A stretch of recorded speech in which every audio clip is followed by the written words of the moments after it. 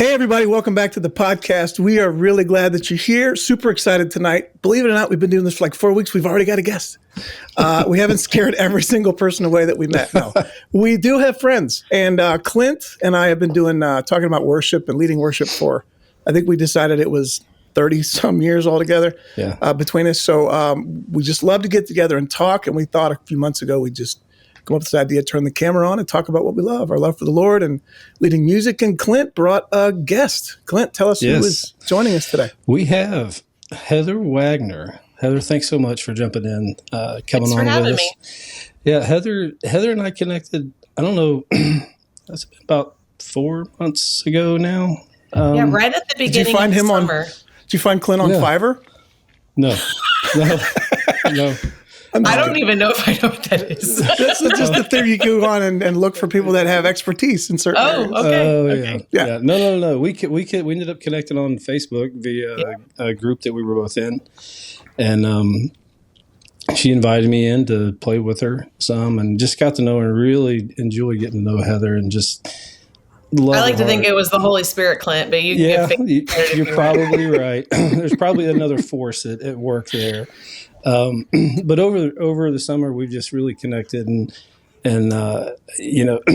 she's one of us, Jared. Right? She's a very kindred spirit. And we were talking earlier. We had some Nashville connections. We have So Heather, I'm just going to ask you. Just tell us a little bit about yourself, a little bit about your history. Tell us some about your church, what you guys are doing, kind of those kind of things, just to kind of round out so everybody kind of knows what you're doing. Okay, yeah. So, like I said, my name's Heather Wagoner, and my husband and I, my husband's Reagan, and he is the lead pastor at the church that we planted together. It'd be 10 years ago this September, Grace Point Fellowship. Up here in Franklin, Ohio. He and I have been married 21 years and have 4 amazing kids. We are about to send our first senior into her senior year Wednesday. Wow. And buckle up. Yeah, I know. So our family is just, they're just my pride and joy. And so Reagan and I, like I said, we've been married 21 years, and we spent our first 12 years of marriage on staff at a church in Nashville. Wore a lot of hats down there, but he and I actually, I've always had a microphone in my hand or an instrument that I've been playing on, and I always wanted to marry somebody I could sing with, and God was really gracious to give me that. So my husband and I love to worship together, and so coming out of Nashville, it created a pretty high standard for what we expect out of, worship ministry, good music. Yeah. And so here we've been at, like I said, at Grace Point now, 10 years. We spent 12 years at our church in Nashville, and then they sent us out. We still got great connections and relationships, friendships down there to plant here, where we actually just launched a second campus at Easter. So God's really doing a lot in Franklin and Middletown, and we're excited to be a part of it. Yeah, I love what you guys are doing. I love what you're about, and the heart for the lost, and people just need Jesus, And I would love for you to spend a little bit of time talking about you and I talked a little bit a little while ago. We had a conversation that come up just randomly around some of the challenges of being in leadership. And you wear multiple hats because you're the worship leader, and you're also very heavily involved in the women's ministry. But you're also married to the lead pastor. And married to the lead pastor, yeah. Named after the great Ronaldus Magnus, right? He's named after Reagan.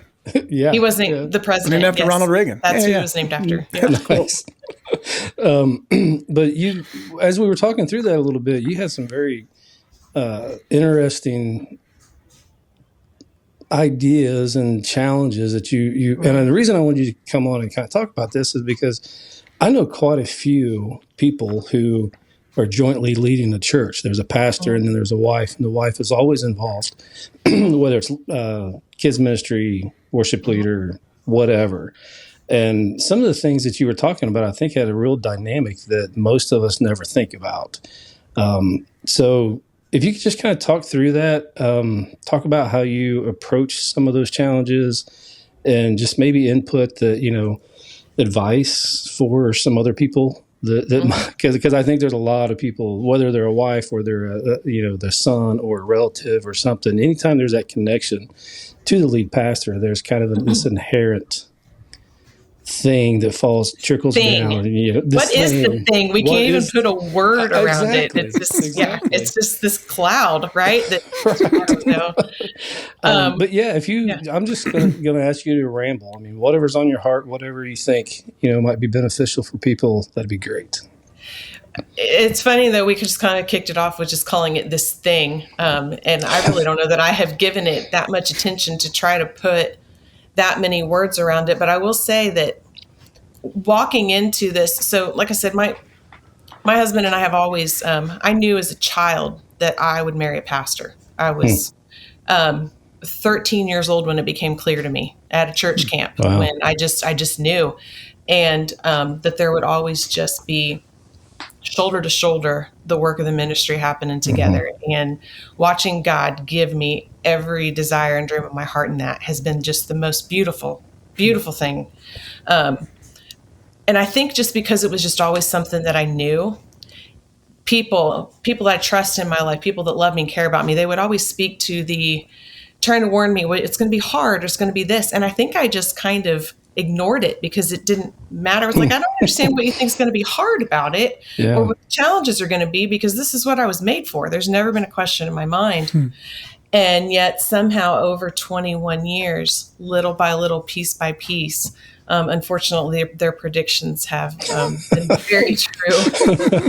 And I will say it's just probably been really in recent years that the Lord has just called me and held me accountable to kind of wrestle with some of those, instead of just blow them off to, oh, it doesn't have to be that way, or that's not really true. The fact of the matter is, it really is true.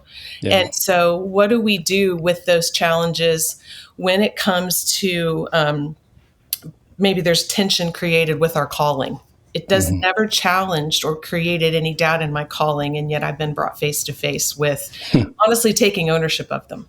And then it's like I tell my kids, you can't be in control of anyone else or what they're going to do. The responsibility falls on you to take ownership, responsibility for your calling, and then responsibility for how you're going to respond to sometimes the unfair things that you might be dealt with in response to that.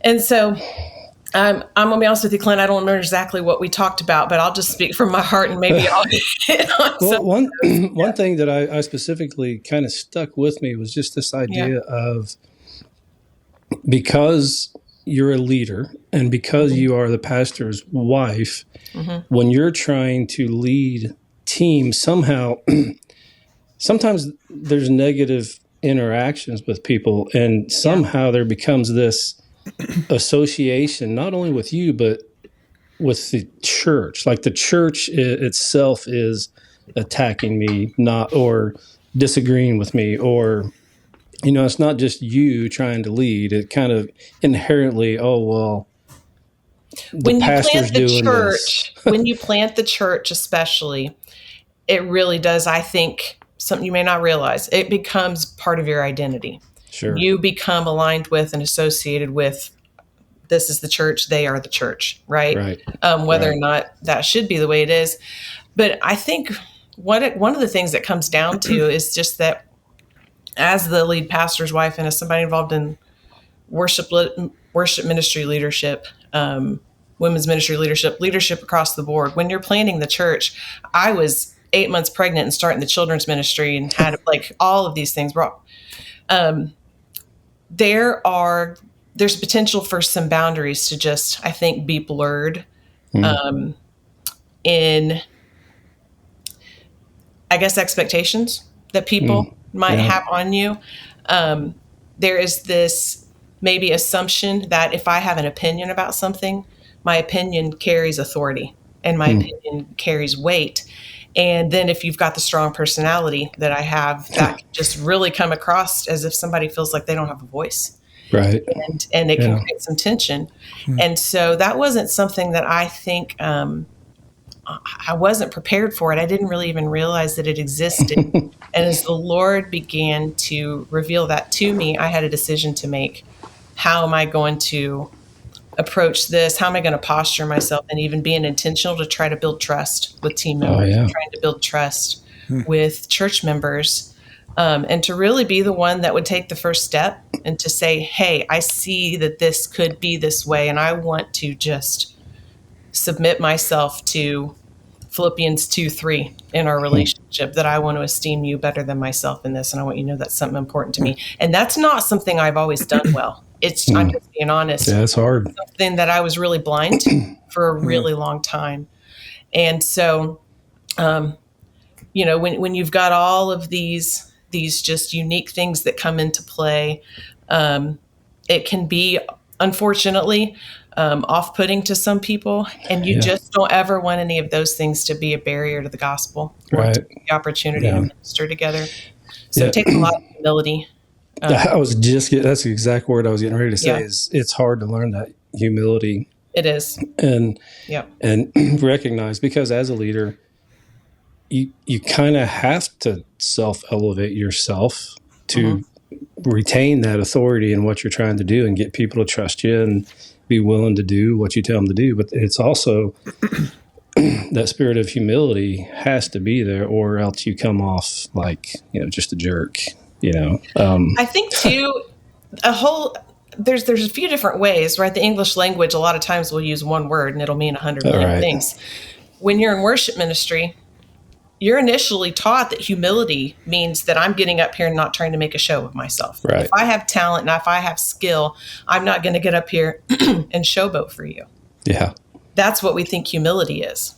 Yeah. And then the longer you're involved in it, you learn, this means that I'm thinking less about myself. I'm not worried or consumed with, did I get a response out of somebody this week? Yeah. Or did they even like the songs I chose? You're relying on the Spirit for that. And so it's a whole other level of humility. Sorry, go ahead. That's absolutely true. We had an example of that in Nashville. It just came up. There was a church in Nashville. The guy was going to be singing, and he was singing during communion. And to humble himself, he walked over to the side of the stage. Nobody knew he was going to do this. Sat down on the side of the stage and sang. In that moment, I don't think anyone ever brought more attention to themselves than that. Because we're all like, why is he sitting down? Or why is he doing that? What you're saying about it's appropriate to have the correct level of humility. It doesn't mean making yourself, completely nothing. You have to assert yourself to be a leader. And sometimes people will go so far to be humble that it becomes, wow, how hard they're trying to be humble. There's some self-awareness, I think, that has to come into play. For sure. The ability to discern moment by moment, honestly, spirit-led. And I mean, we learn over a period of time that whole thing about not being a show, that's garbage. In my opinion. You have to clarify? The whole thing about it can't be, you're not supposed to do a show. I agree with that. It shouldn't be a show. It should be from the heart. But it has to be good. It has to be well done. Yeah. And if you're a vocalist that can rip it out. Or a keyboard player, she's a phenomenal keyboard player. Utilize that. Have some moments. Some moments. Utilize We talked about this last week or the week before, where people say it shouldn't be a show. But then I say, well, everybody at some level thinks it should be a show. And I would say, is it okay if we all play out of tune? Right. Why does it matter? What if we sang all sang different lyrics? They're all good and whole. Well, that's because all of us have a level at which we believe that something is happening that needs to be a certain level. That's right. Yeah. So the discrepancy comes in where people think you should draw the line. If you're too good, they think, oh, that's just a show. Right. No, they're just doing they're just just doing good. It well. Right. Yep. Yeah. So we talked about that. That's true. Let me ask you this, Heather. I was going to go ahead, Clint. I got a question too. Sorry. No, go ahead. You're fine. I was just going to ask. We were talking about kind of the what we were calling the cloud there, without mentioning any names. Can you give us an example of how this played out, and maybe what you learned from it? Something came up that you can. If you can't think of anything, Clint can vamp for the next 10 minutes. Is there anything come to mind that you think, oh, that I didn't maybe handle this right? I did. You just want one. Well, whatever you got. We'll start with one. We've always talked about, we learn the things that we know now are because we messed it up before. Oh my word. Yeah. So I have this idea in my head. Maybe I shouldn't say it on your podcast because somebody's going to steal it, but I'm going to write watching. a book. Nobody's watching. That's reassuring. Just kidding. A few hundred. That's all. I'm writing a book someday called Easy Like Sunday Morning. Right? Oh my gosh. Man. It's so coming good. someday. Wow. And in that, I just think chapter by chapter is just going to be all my failures, honestly. I mean, it's going to be a big book. That's Failure awesome. number one. No, for me, I have just long time assumed that just because I would do something, it would be easy for someone else too. And I think the specific thing that I'm talking about is that because I would feel comfortable and courageous enough to, in love, approach somebody and say, hey, could we talk about this? I just assumed people would do that with me too. And stop laughing at me. No, the expectation that not only is it on me to do that, but then it's also on me to have the courage to approach someone, but not until we have built enough trust and made enough of a safe space for them to feel like they can do that. And so I just missed seeing people. And I'll say this too, part of those things that I'm thinking of specifically, I might have gone to a person, hey, how you doing? You doing okay today? But I can look back now and see how I could have done a better job of creating an atmosphere where they felt safe to do so. And again, it's in that posture when you have this, and I'm saying this tongue in cheek, this power couple, right? Because we've been accused of that. Yeah. Of just courage and boldness and strength. And I mean, to watch a church in Franklin, Ohio go from like zero, well, I guess we started with 10 of us, to about 500 people in how many years was it? We're 10 years old. At COVID, we exploded during COVID. Wow. Because you didn't close. You guys are still open? Close. Yeah, Yeah. that's great. And again, I'm saying that with all humility to tell the story. It puts this perception on people that you're somebody that maybe you're not, and it can create some intimidation or just this idea that you're not approachable when that's the opposite of anything I want to be. And so one of the biggest things I've learned is that I could have done a better job of creating atmospheres and not just expecting That's good. People, I can't imagine. There's one chapter. You're very much an extrovert. And I'm very much the opposite, very introverted, and when you talk about the whole thing of being this or that and unapproachable, those kind of things, I ran into people just thought I hated everybody. because that's another chapter. That's right. Because when I would Clint get doesn't done like me. And after church or after the service was over or whatever, I might go stand in the background. I just wasn't that person that just made the rounds. I probably should have, because as a visible person, that's on me to try to engage people.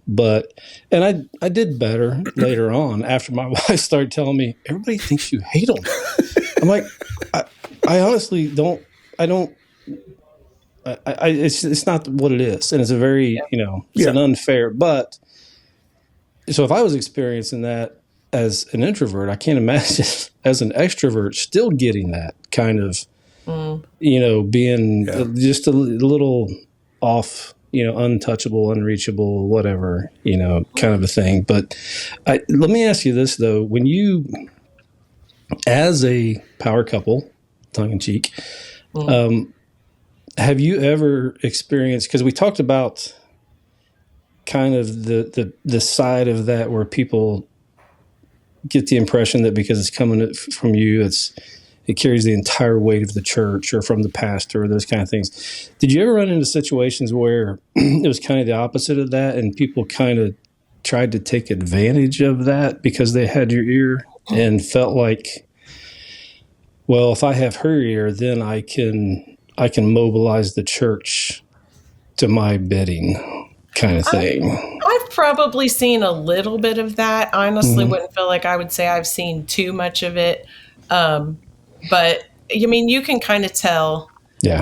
I do, like if I'm self-aware enough to try to have an understanding of my spiritual gifts, the Lord has given me some level of discernment. So that hasn't been too hard. But then I also tried to be really intentional to not just blow those people off or brush them to the side, even though that could be the perception sometimes. There really is a tenderness and a sensitivity to know the person that may be doing that, man, they have got a heart hunger to be seen or included that has very likely never been quenched, a thirst for that. And so, Lord, is there a way to help them and allow them to see you, help them know that you see them in that, while still helping to integrate them or plug them in? Which just adds to the responsibilities of you as a leader, because you really are a shepherd of all those people in that moment. Whoever approaches you, regardless of their motivation, and even if their motivation is a little bit, they're still. I probably failed miserably at that, because I consider myself a person to have discernment, and I sometimes may have been a little too quick to drop them in a bucket and put a lid on it, and kind of walk away. But it's another chapter, right? You live and learn, and you figure out how to move on, move forward, be better. Everything. I heard a guy say this past weekend that he was watching a podcast, and I forget who it was, but he was a leader of a church, and he said something about everybody expects, we got to do better. And, in a year, we want to be 100% better at what we're doing. And he started backing up to, okay, let's just try 1% every week. If we can do 1% every week and move forward, step in that way, it's that progression of just chasing God every day and in every decision, and trying to be humble in those moments. And it's hard. It's hard being a leader in front of people. I'm not doing it like you are anymore. And so, hats off, because in today's world, with all the garbage that's going on and all the opinions and the, I deserve this and all that stuff. It's near impossible to really, give everybody the kind of attention that they need. So I just got to imagine it wears you out sometimes. I think even to speak to that, though, the Lord has been so gracious to even start teaching me a release of what you just described, because the idea that we could actually ever give anybody everything they need. And then especially if, like, with the hats that I'm wearing, right? Let's just hop over to the lead pastor's wife. I don't think many people realize, I genuinely don't think they do.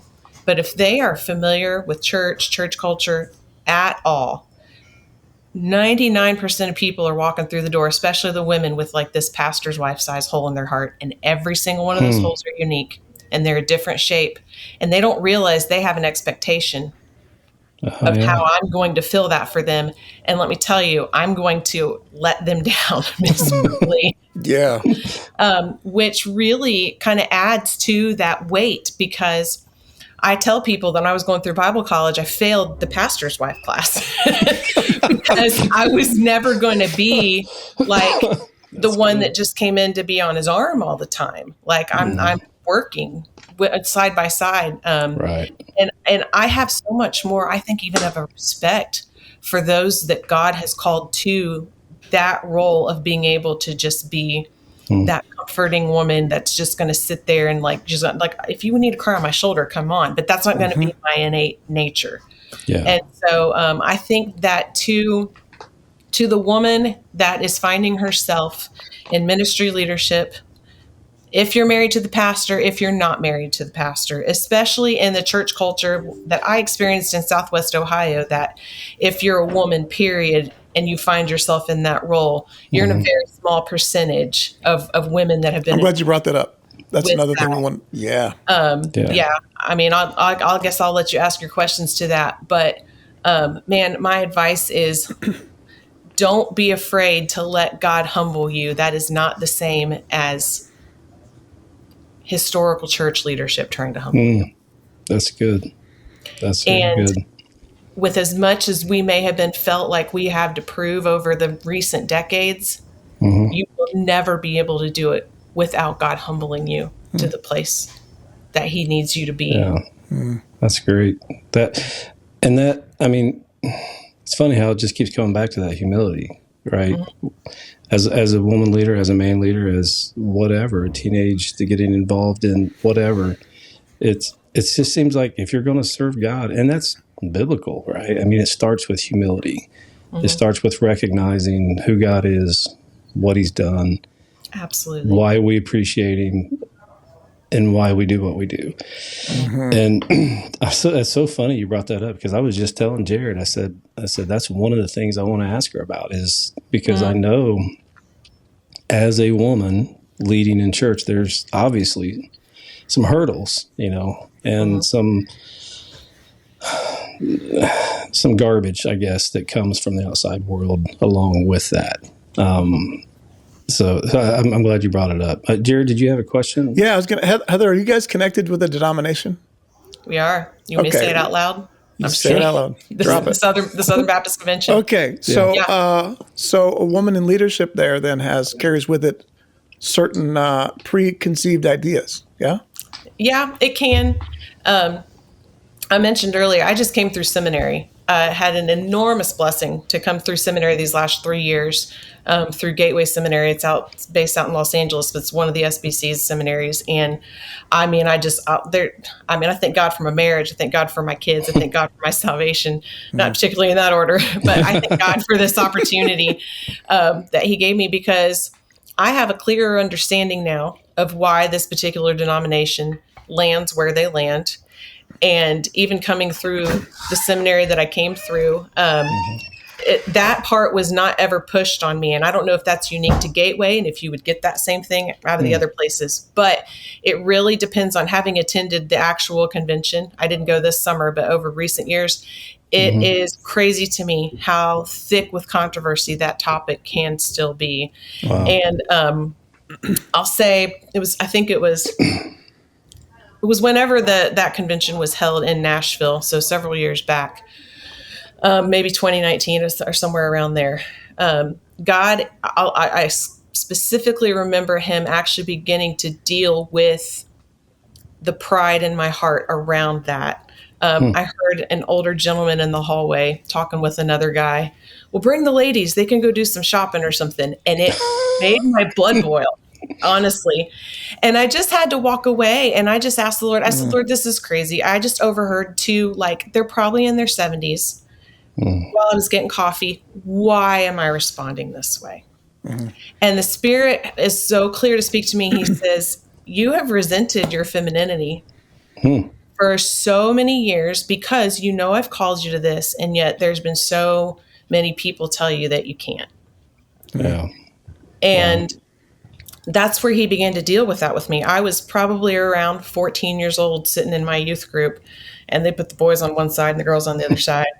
And when we were finishing up our time, they asked, would somebody pray to close us? And I raised my hand, and I wasn't called on. But then at the end of that, someone came to me and said, honey, I just want to let you know for next time, you can't do that because you're a girl. And so they could have never known the identity crisis that was set in place in my heart, because then there was going to be this wrestling for the next 30 years. But God's called me to this. Why? I'm a good girl. I just want to obey God. I'm going to marry a pastor. So that wrestling. And I know that story fleshes itself out in a lot of different ways with a lot of different women. But here's what it comes down to. God put me in a place and with a husband and with a team of men and women to where that's just been a non-issue in our church. And yet I know that as we planted and as we began to model that, and I think we do a really good job of getting really close to being biblical about it, it has created conversation where I have watched other women just in our area be able to step in to their callings. That's and great. There's not been awesome. Wrestling with it. But it's definitely been, it's a very real thing, at least in this denomination, but I am finding that it is less and less of a thing as we move forward. And still, I think that most, there's definitely some that aren't, are doing a pretty good job of keeping it biblical. That's awesome. Great. And that's just one more thing, because relationships are built out of familiarity and experiences. And that's just one more thing you can offer to these other women to say, yeah, I get that. And here's how to walk through it, The rest, I think, when I say rest, I mean how I was able to stop having to prove and to release.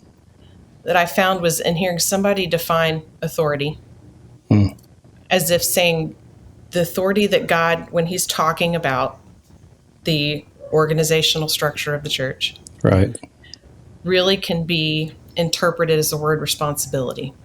And that my husband, as the lead pastor, has the responsibility to steward and lead and provide vision and answer for what I do and what he leads me to do in the role that he's and when we can start to see it through that lens, I mean, it bothers me none to think that my husband has responsibility for my care and for my stewarding and for leading me spiritually. And I think that if we can help more women that might find themselves in this space to see it that way, there's a less proving that they might feel like they have to carry. And if I don't trust my husband or my pastor with this, then I have other things to talk about. Oh yeah, that's right. And it has nothing to do with me being a woman. Sure. I wanted to circle back to something you said a while ago because I think it's important. You mentioned with the personality that you have, you're not that kind that just is going to come alongside her husband and just hold his arm all day. You're out there, you're leading, you're doing things. How do you, because of the way you're made, because of the how do you compensate? Because at the end of the day, you're really his only confidant that he can really, really trust. He's going to discuss things with you about leadership, about the church, about spirituality that he's not going to discuss with anybody. And we all do that with our spouses, but you have to do that and you have to do all this stuff. So how do you separate that and make sure that gets the attention that it needs and the time that it needs? You didn't text me that question first. Sorry.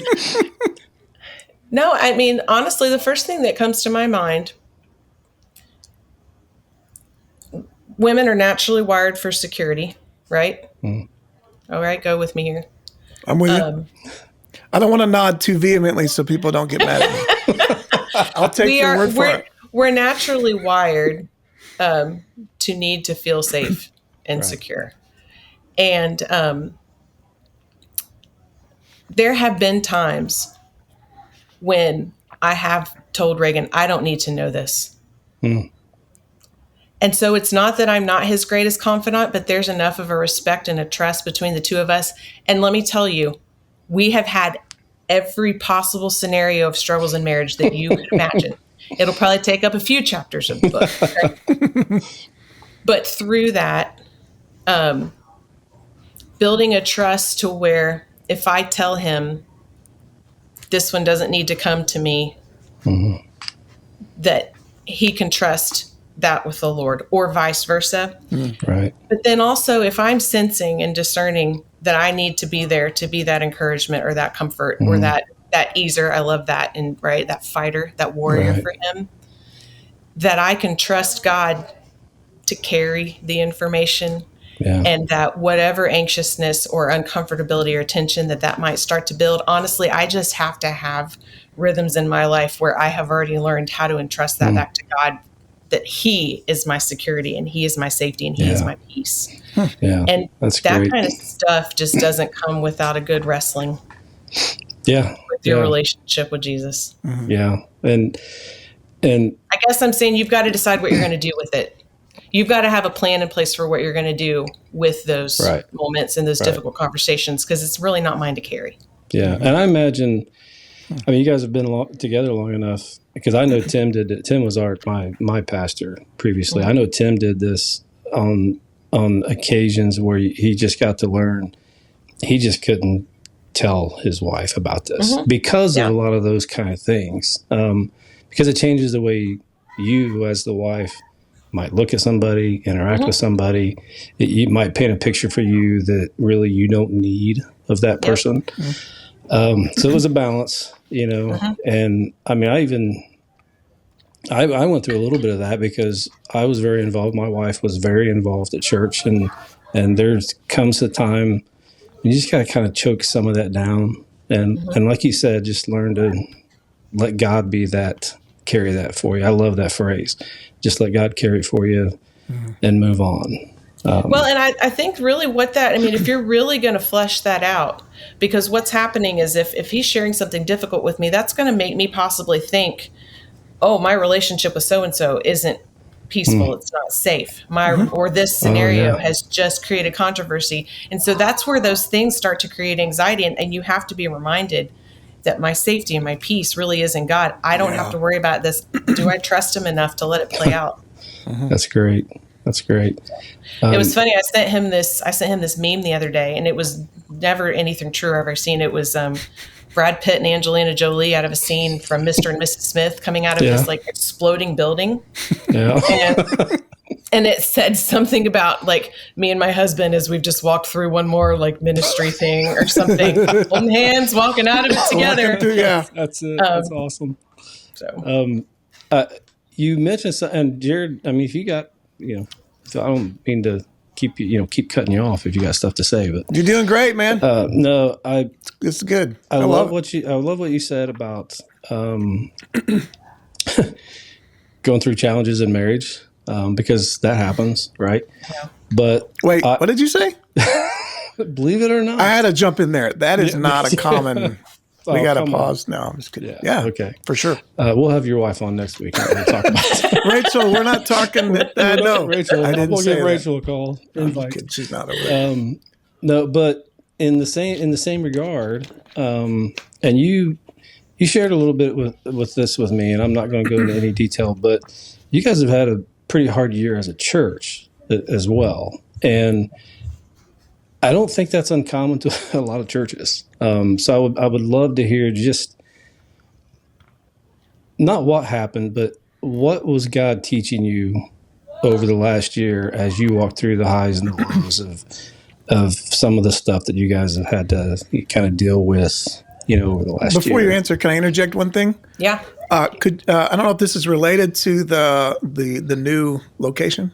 Mm-hmm. But could you put that in? Because I know you guys, part of your team went to another church, and part of your church went to another church. I don't know if that's connected or not. It was a just church for the plan, people that are so watching. That was very healthy. That was very the context healthy. of the context. The context of it wasn't a church timing or whatever split necessarily. What they did was planted a new church, but over the last whole year, you guys have had a few challenges, and I just love to hear what you're learning. It wasn't directly related to that. So I told you that the growth of the church exploded. And so we were running around 700 people with 65 parking spaces. We were running 3 services. 2 or 3 years we went for 3 services. Mm-hmm. And so the question was just like, we're completely out of space. Do we build? Do we do this? And then the Lord gifted us a brand new location on 17 acres. Oh, wow. But we are in a prime visibility spot with where we currently are, and we just did not sense at all that God was telling us to just move everything. No. We have a Spanish church that's getting started, and so really we're one church with 2 locations and 3 congregations. And so that was intentional. We did send about 250 people out, I think was the number. I could be off on that, to then go down to a next city south of us. So no, I guess just to put some clarity around that, it wasn't like that there was a church split in that regard. What happened is that as and you guys, I'm not prompting you for details at all. I mean, people don't need. But I guess just to add some clarity around that, I think that was a good question, Jared, because it could be perceived that was out of that. And that wasn't the case at all. Yeah. But no, just some of the Clint, remind me exactly of what your question was. Was it one of the biggest things God has taught us? What God's taught you just over the last year, because I know you've been heartbroken over some things, and you've had loss, and you've had different things, and I mean, again, God's going to take that and He's going to use it, and He's going to shape you somehow, and I would just love, because I know for a fact every church out there, they have those years, And sometimes they're multiple years, and somebody could be walking through that right now and just ready to kind of, man, I'm so done. I'm so done every with this. church I've ever served in, every church I've been in for. Pretty much. It's not unique. Yeah. Mm-hmm. Because when they ever find the perfect church, they say, don't join it because you'll ruin it. You'll just screw it up. So it's, they're so filled with people. That's part of the problem. Go ahead. To the person that may be walking through that, there's something in me that wants to say, hold on, don't quit, don't give up.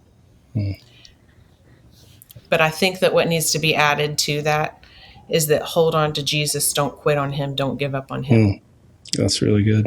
Because I know that there are seasons where he may be using some of those things to be.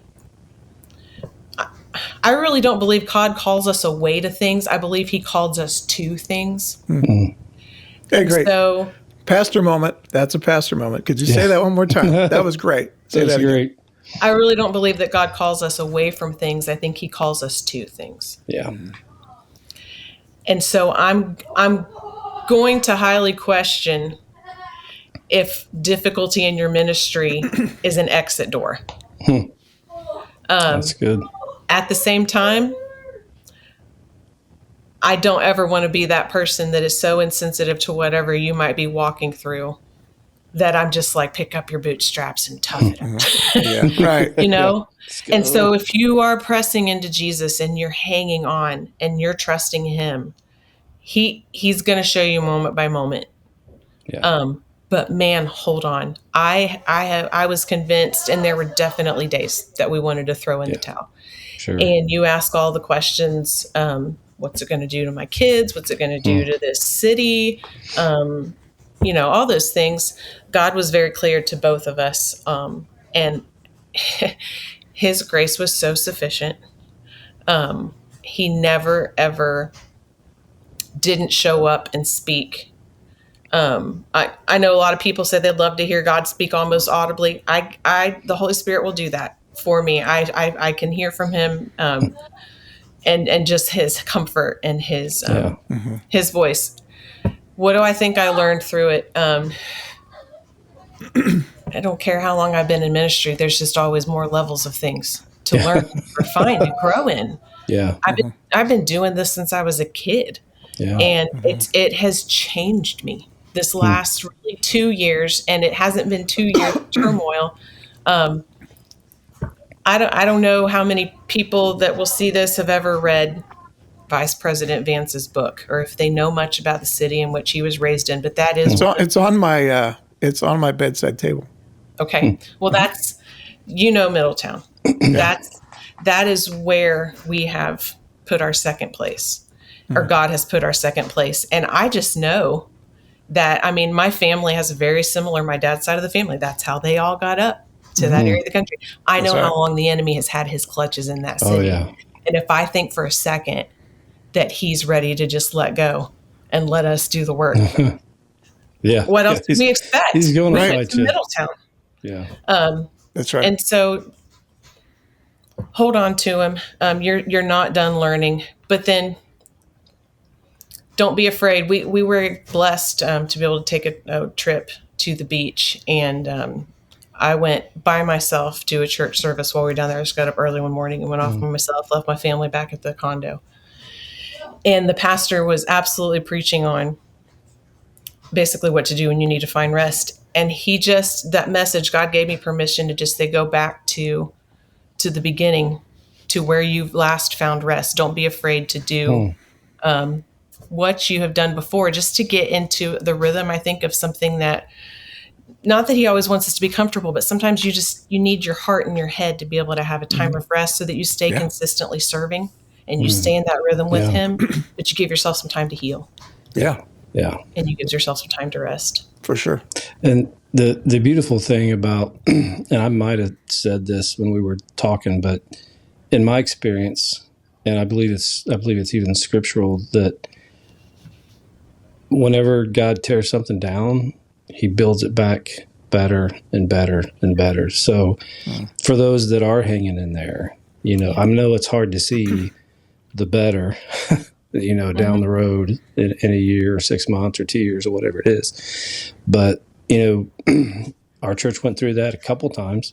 Jared, I know you guys went through that.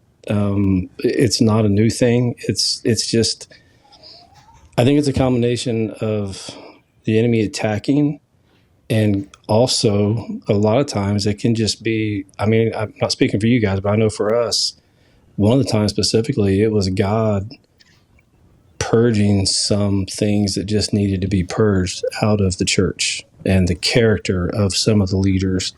But Clint, some of those things he needed to purge were character things in me and in my husband. He was calling us to another level. Yeah.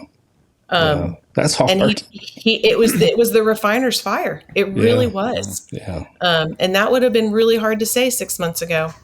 But no, I will never be able to just truthfully and honestly say that the purging just had to come from the people who were causing the trouble. Right. Right. I was part of it. Yeah. And that goes back to the pride thing, right? You keep learning, I'm not, I can be taken out if I'm not submitting to God's authority like he wants me to in every aspect of my life and leadership. He'll take me out. When you're planting a church, you're in the grind. Mm-hmm. And it is all about get the stuff done. Yeah. And we just had to have some course correction to get our eyes back on people in some ways, not in all ways. Yeah. But just to get back to the main thing and get out of church planning mode. Yeah. Yeah. That's good. And that can be hard because for sure. So many times, I know personally, I did this. You get a little, in leadership, sometimes you get a little blinders on, and you remember what the last thing God told you was, and you're driving hard for that. And all the while you miss what he's trying to tell you next. Yeah. And sometimes it's in you. He's trying to tell you, wait. There's something in you that I want to do. Not something I need to change, and not. Sure. Not, and that's His grace. That's His grace to not leave us where we were. Right, right. And we're the idiots that no, I got to do this. I got to do this. I got to do this, and we just miss it. And I mean, hindsight's 20/20, right? I mean, I'm sure you can look back. I can look back and go, man, he started this 3 years before I recognized it, and actually got to the point where, okay, that's what that was. That's what that was. And like Jared said, it's me. It's not the senior pastor. It's not the congregation or people on my team. It's me that God's saying, look, dude, you got to rein some things in and strive for more than it's so funny because I think we all hit this plateau sometimes where we think, okay, I'm there. We made it. Whether in your leadership or your spirituality, sometimes you kind of plateau out and you go, okay, I'm good. Everything's good. And then before you know it, it's not so good. And, God has to kind of, I always made the joke that sometimes I just feel like God's up there playing whack-a-mole with me. Just every time I pop my head up, he smacks me back down. Did you get it yet? Did you get it yet? So, hopefully, but through that, and I think part of what you're saying is you become more tentative. You learn to recognize those things faster, and it becomes easier to hold on to Jesus and not quit on Jesus, and because He's not going to quit on you, right? No. So. And when you say the refiner's fire, the things that we can speak to that other people need, we can't really speak to them wholeheartedly unless we've lived through it. Yeah. When you go through something like that, even when you fail, those are the things that God will use later to go, hey, remember that? Mm-hmm. That's where they are. Because you can't speak to that unless you really know what it's like. So, and not only does it give you authority, but hopefully it's giving you some empathy. For sure. For sure. I would even say perhaps more on the empathy side than the authority side, because to understand. And what you said about having a conversation with someone, there's something under that, and when you can empathize first, it allows you to really speak into people. So I don't know the details of that, but it sounds like what you've learned, and you guys came through it better. So that's absolutely. Awesome. Well, I can testify they came through it better. Awesome. Because I've spent some time playing with them and getting to sit under Pastor Reagan and just getting to know him and Heather and their heart and how they're maneuvering these things. And it's been really good to kind of watch them. Like I said, I've only kind of known them for 4 months, but it's been really encouraging, I guess, is what I'm trying to say. That's awesome. Yeah. Hey, Clint's a solid dude, Heather. I know you know that by now. I think I'm figuring that out. He's one of the best musicians I know and a really good guy. We've been playing together for a long time. So I know he's being blessed by you, and hopefully your church will be blessed by what he does too. Absolutely. That's awesome. Hey, we're going to talk for a little bit longer if it's okay. Yeah. Is there anything beyond anything in what you do as a leader in your church, anything that you've learned leading a team, standing up front, planning services that you could pass on to people that are watching? We talked about all these random things. If there's like one or two things that you think, oh, this is something I wish we talked about this last time, things I wish I had known when I started. Right. Anything come to mind? So two things come to mind. I think one of the first things is because I grew up in what I would have said probably some unhealthy church culture. Yeah. I was walking into it with a little bit, and Clint, I shared this with you and your wife when we had dinner. Really ready to push back. So, I'm really kind of align myself a lot with like Simon Peter in Scripture, who would be the one to just walk up and just chop somebody's ear off, right? Because I'm going to protect. Yeah. I went into, and I didn't realize at the time, I went into church planning mode that way. I am going to protect all of you people from the big bad churches that want to hurt everybody, right? And that was foolish and immature on my part. But what he revealed to me along the way was that there was even a legalism in that I was bringing into that. That carried into my leadership to where I was really protective of things rather than going at it with an open hand and saying, you know what, if we don't see it the same way, that doesn't mean that you can't be developed along the way and that I don't have a responsibility to train and to develop. Right. And so I think the more open-handed, and again, it comes back to humility, the more open-handed we can be with these things that God is calling us to. He's not calling us to it for us. I watched this thing the other day where it's like the pear tree is not eating its own pears. It grows that fruit for somebody else to be able to find nourishment in. Yeah. Right. And so really look and discern if God has called you to something, it's not for you. Servant leadership is just that. Leadership is to serve other people. And so what is it about the way that God has made or wired you to begin to duplicate yourself and pour these things out into other people? But they're going to do those things in their own strengths and leadings and giftings. And so, man, if I could have understood that long before, that's one of the biggest things. And then, of course, just that my role is not my identity. And if I've had a bad morning, it doesn't need to speak to me about who I am in the rest of the week. Yeah. That's really awesome. good. For sure. Especially when you're in a position to be in front of people, we judge ourselves by how well it was perceived. Did they engage? Did they? And that's a bad litmus test for what you do. Yeah. So that's a very valuable thing. And maybe too, some practical things. I know they're not every church, like we're not the biggest church in the world. We're not the smallest church in the world. And I know I'm stepping into a new role with our state convention. Our state convention has the state divided up into different regions. And so I think they call it the worship catalyst or something like that. But really it's just there to be able to encourage other worship leaders and help them find community amongst other churches in their region. That's cool. I know that we're going to run into some churches that are just barely getting by with a worship team, right? And so how do they find more people, engage more people? Part of that comes back to the humility of thinking it doesn't have to be it needs to be good, it needs to be well thought out. But I mean, for example, my daughter's learning to play the keys. I had our tech guy put 2 keys rigs up a couple weeks ago. And there are times, and Clint's encouraged me with this, he's like, get off the keys and step out and lead. But that means I need to raise up more keys players. That's right. And so she's on a keys rig, I'm on one, but I'm spending time with her in just 1 or 2 songs, growing her confidence, stepping away, and then stepping back in to help support the team. It's just duplication. Start duplicating yourself. Invest in other people, and that starts with breakfast or coffee or dinner. Invest in people. Like that's great. That's probably that's so much more important than people realize, because they always think, well, I don't have time. I've got to plan. I've got to prepare. I've got to run rehearsals. I've got to lead. I've got to do all this. But if you're not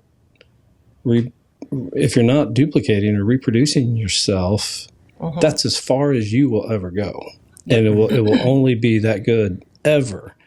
And it took us probably 10, 12, 13 years to figure that out. Same kind of thing. And Tim figured it out before I did. I'm not going to claim that relevation, but he went to so far as to force us. He said in 1 year, everybody on this staff has to have you got to have your replacement. Not that you're going to be replaced, but in some ways you are, because, and as a staff leader, as a staff member or leader, there are things you can do and you can do really well. And then there are things that you're called to. And he was trying to get us into a position to, and I love the way he put it. He said, you just have to find the one thing that you can do that nobody else can do. It's that thing that God's given you. And if you're carrying all this other stuff, you will never get there, because yes, all that other stuff is important. So he gave us a timeline. He's like, from today, 1 year, I want the name of the person. And it flowed down about 2 or 3 levels in leadership, and then we had to go to our team and say, in 1 year, Mr. Guy that's, running the lights, wow, have your replacement. The sound guy. You're a sound guy. You're good at what you do. Go train somebody. Find your replacement. Again, not that you'll be replaced, but now we're getting depth, and we're allowing people to move, because that sound guy might have got in there just because he's pretty good at it, but he would much rather be working with the youth or the kids, and that was the next phase, was to say, okay, we're going to take everybody on our teams from the highest level to the smallest level through this. And I think, Heather, you guys did this. It was similar to what do they call that thing where you do a test and you figure out what your strengths and weaknesses. There's several different, there's strengths finders or Myers-Briggs or those kind of things. And we put the entire team through that, and it was so incredibly enlightening to go, man, this guy, he's greeting greeters in the parking lot, but he should be doing this, so let's invest in that area. So it's great. I think it's great wisdom. And I think you're right on. That's so important. If people out there today can learn that now, yes, you're going to have to knock some stuff off your plate, but it's worth it. It's worth it. Build your future. Yeah. Awesome. That's great. So we are right at an hour. That was really good. Anything else you guys want to add before we try to keep it about an hour? Yeah. Anything else we want to say before we go? No, just an appreciation. Heather, thanks so much for your friendship and your leadership. I love getting to know you guys better and better, and taking the time. Come on, and we will have you back if you're up for it. I'd love to have you back. Yeah, if you want to come back, that'd be awesome. That'd be awesome. You can pick the topic next time. Okay, sounds good. Text me. Yeah. Thanks for having me. It was a joy to hang out and just chat with you guys. Yeah, awesome. We're so glad you came. Well, hey, everybody, we're glad that you joined us. Thanks for sticking with us if you did. We really appreciate you being here. If you would, please like the video, subscribe, and click the notification. That helps us get traction on YouTube, and also it'll give you a heads up anytime we put on a new video. All right? Hope to meet you soon. God bless you. Thanks for watching. Yeah. Thanks, guys. See you.